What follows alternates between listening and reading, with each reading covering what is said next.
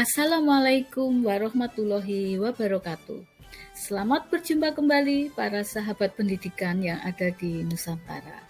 Pada kesempatan kali ini saya akan menyampaikan cara pendaftaran pendidikan guru penggerak angkatan ke-7. Bersama saya di sini Nur Santi, guru dari SMP Negeri 2 Panda, calon guru penggerak angkatan ke-3 dari Kabupaten Bantul, Daerah Istimewa Yogyakarta. Untuk dapat mendaftar dan diterima sebagai calon guru penggerak, maka kita harus tahu terlebih dahulu daerah sasaran dan juga kuota yang dibutuhkan. Untuk PGP angkatan ke-7 akan dilaksanakan pada sasaran 446 kota atau kabupaten se-Indonesia. Sasaran calon peserta guru penggerak angkatan ke-7 adalah guru sejumlah 20.000 peserta dari tingkat SD, TK, SMP, SMA, SMK, dan SLB. Bagaimana untuk proses rekrutmen PGP angkatan 7 ini? Untuk tahap pertama itu adalah registrasi, pengisian dan penilaian biodata, dan penilaian IC. Untuk tahap kedua itu adalah penilaian simulasi mengajar dan wawancara. Untuk registrasi akan dibuka mulai tanggal 14 Maret sampai dengan 15 April 2022. Untuk tim rekrutmen calon peserta guru penggerak adalah tim independen yang telah dibekali dengan pelatihan dan dinyatakan lulus sebagai asesor dengan mengutamakan prinsip transparan, akuntabel, dan berkualitas. Informasi proses rekrutmen calon guru penggerak dapat dilihat pada laman https://kemdikbud.go.id/guru-penggerak. Selanjutnya, untuk deskripsi dan persyaratan, calon guru penggerak akan mengikuti pendidikan guru penggerak selama 6 bulan. Dalam proses pendidikannya, calon guru penggerak akan mendapatkan materi secara daring dari instruktur, kemudian mendapatkan fasilitasi pembelajaran secara daring untuk berdiskusi, elaborasi, refleksi, dan penugasan dari fasilitator. Di wilayahnya, calon guru penggerak mendapatkan pendampingan individu secara luring atau daring dari pengajar praktek dan melakukan lokakarya bersama guru penggerak lainnya. Peran calon guru penggerak: A. Belajar secara online, belajar mandiri, dan belajar mandiri terbimbing untuk menyelesaikan 10 modul melalui kolaboratif, diskusi, refleksi, elaborasi bersama fasilitator dan instruktur, dan berkolaborasi dengan teman guru lainnya. B. Belajar di tempat kerja dan lokakarya bersama guru lainnya yang didampingi pengajar praktek. C. Belajar dan mengerjakan tugas-tugas melalui LMS atau Learning Management System yang telah disediakan. D. Melakukan aksi nyata dari pembelajaran yang diberikan di kelas atau di sekolah. Kriteria umum: A. Tidak sedang mengikuti kegiatan Diklat Latsar PNS, PPG, dan sebagai asesor pendidikan guru penggerak atau program sekolah penggerak. B. Tidak sedang rekrutmen kepala sekolah penggerak, pelatih ahli atau fasilitator sekolah penggerak, atau sedang menjalankan tugas sebagai kepala sekolah penggerak, pelatih ahli atau fasilitator sekolah penggerak pada program sekolah penggerak atau PSP. C. Tidak sedang menjadi instruktur, pelatih lapang, pengawas lapang pada program organisasi penggerak atau POP.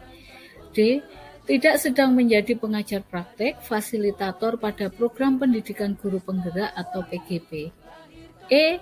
Mendapat izin dari pimpinan atau atasan langsung tempat bekerja. F. Memiliki keinginan yang kuat untuk menjadi guru penggerak dan bersedia mengikuti proses pendidikan selama 6 bulan. G. Aktif mengajar sebagai guru. H.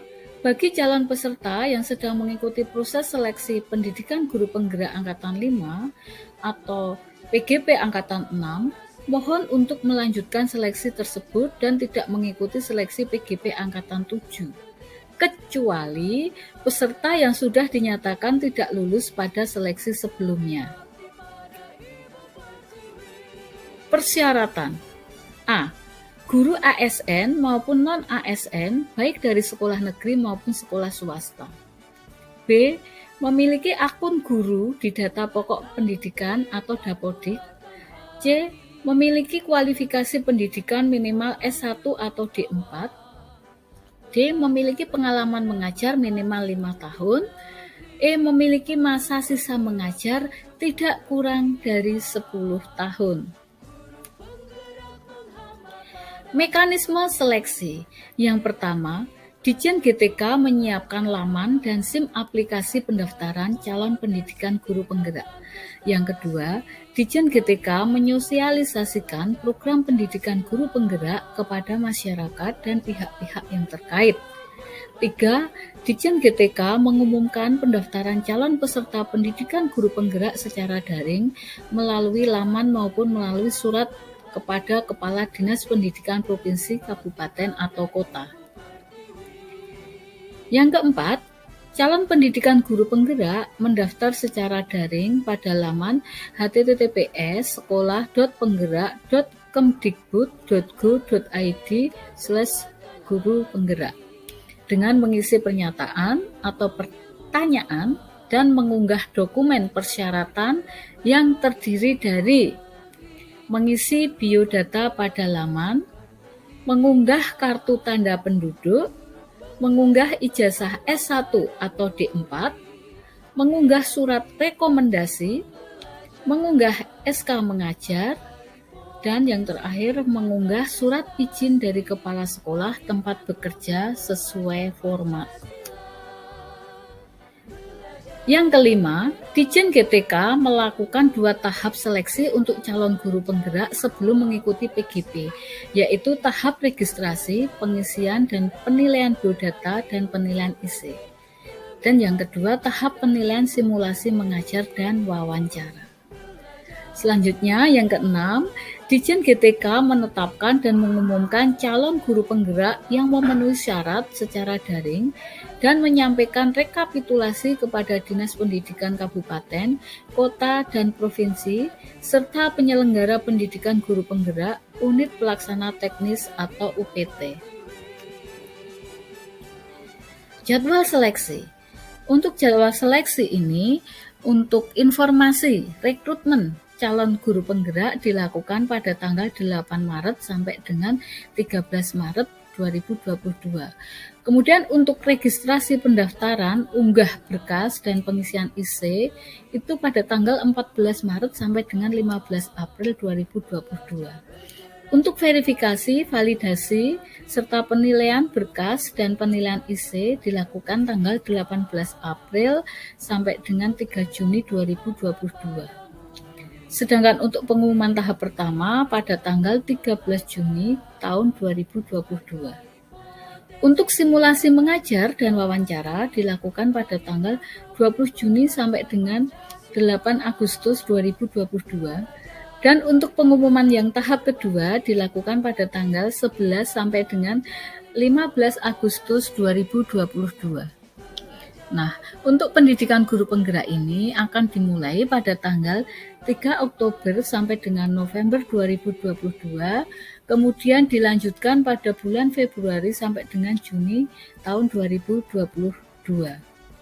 Nah, yang perlu Bapak Ibu ketahui di sini, ketika Bapak Ibu mengisi atau mengerjakan IC, maka untuk keamanan lebih baik Bapak Ibu menuliskannya terlebih dahulu pada aplikasi MS Word ataupun MS Excel, karena waktu pengerjaan itu dibatasi. Terkadang ketika kita mengerjakan waktunya habis dan data yang kita tuliskan itu hilang, sehingga ketika kita mau mengisikan lagi kita harus berpikir ulang, menulis kembali apa yang tadi sudah kita tulis. Dan jangan lupa Bapak Ibu, setiap soal itu memiliki ketentuan sendiri-sendiri. Jadi di situ ada batasan jumlah karakter yang harus ditulis. Nah, jadi kita tidak boleh kurang dan tidak boleh lebih dari aturan karakter yang sudah ditetapkan tersebut. Nah, untuk soal atau seleksi wawancara mengajar, simulasi mengajar, itu Bapak Ibu guru harus menyesuaikan dengan waktu yang telah ditentukan, yaitu sekitar 10 menit. Di dalam RPP tersebut harus memuat hal-hal yang akan kita sampaikan pada saat simulasi mengajar. Dan jangan lupa Bapak Ibu, untuk ujian simulasi mengajar ini nanti setelah selesai itu biasanya asesor itu akan memberikan beberapa pertanyaan terkait dengan RPP yang kita buat tadi. Misalnya untuk soal atau untuk materi penilaiannya itu apa saja. Misalnya ada penilaian sikap, penilaian pengetahuan, dan penilaian keterampilan. Di samping itu nanti juga akan ditanyakan misalnya tentang RPP kita itu apakah bisa dilakukan secara kontekstual ketika kita berhadapan langsung dengan murid-murid kita. Jadi selama wawancara itu sebaiknya kita juga harus menyiapkan diri kita dengan sebaik-baiknya, karena ketika kita itu menjawab beberapa pertanyaan yang itu nanti kita akan wawancara dengan tim asesor dari pusat, itu nanti ketika kita kelihatan tidak siap atau kita kurang serius, itu nanti akan mempengaruhi terhadap kinerja atau penilaian kita. Jadi sebaiknya kita betul-betul menyiapkan diri kita, baik fisik maupun mental, untuk menjawab beberapa pertanyaan dari asesor. Selanjutnya, untuk langkah-langkah pendaftaran dan seleksi melalui aplikasi, itu yang pertama mengakses dan login ke SIM PKB. Yang kedua, membuka menu program guru penggerak dan melakukan registrasi calon guru penggerak melalui laman https://sekolah.kemdikbud.go.id/guru penggerak. Yang ketiga, mengikuti tahapan seleksi calon peserta pendidikan guru penggerak. Yang keempat, melakukan ajuan sebagai calon peserta pendidikan guru penggerak. Untuk yang terakhir, ini merupakan syarat utama yang mau tidak mau harus kita lakukan. Karena walaupun kita telah mengisi dan mengunggah berkas, isi semua sudah terisi, namun ketika kita tidak melakukan ajuan atau submit, maka kita tidak akan dianggap sebagai pendaftar calon peserta pendidikan guru penggerak. Jadi intinya kita harus segera submit setelah kita melakukan pengisian data. Nah, mungkin ini saja Bapak Ibu yang bisa saya sampaikan. Semoga bermanfaat. Jangan lupa untuk like dan subscribe ya. Oke, salam dan bahagia. Guru bergerak Indonesia maju. Assalamualaikum warahmatullahi wabarakatuh.